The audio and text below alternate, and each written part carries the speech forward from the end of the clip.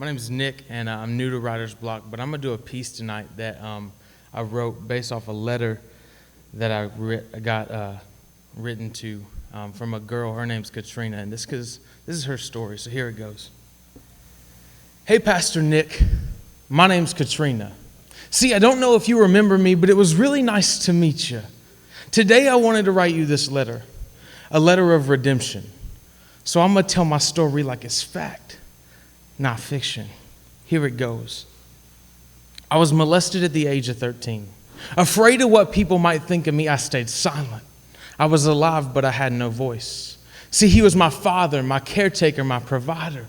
I didn't even know I had another choice. What my father did to me made me feel worthless. So I went out searching to find my worth in other men. Again and again, the feelings were there, but then faded. So I started to get faded. Snorting cocaine and shooting up heroin just so my present reality could be delayed, and I would even trade services if it meant I'd get paid. And then I hit rock bottom. See, the same man who abused me kicked me out. Told me that everything that happened to me in my life was because I deserved it.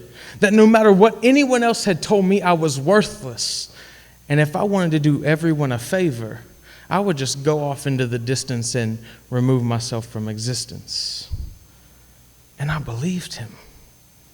So on May 31st, I planned to take my life.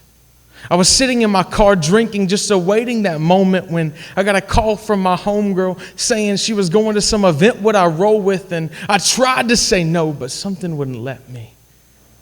And I said yes.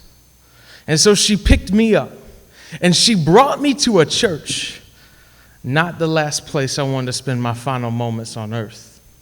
But see, that night you preached on the woman caught in adultery. And oh, how that story resonates with me, because I was standing in that same place, surrounded by people filled with disgrace and shame. But that's where Jesus stepped in and came. And on May 31st, I found freedom in his name. See, that night was just when my story began, as God begins to unfold his master plan that I wasn't to take my life, I had an extended lifespan. God showed me that night that I was worth it because he had bought me with a purchase. And because that purchase was perfect, it was permanent. Jesus had died in my place. And just as tears begin to flow down my grace, as God pours out his relentless grace, he says, "Welcome home, child. Everything is going to be okay."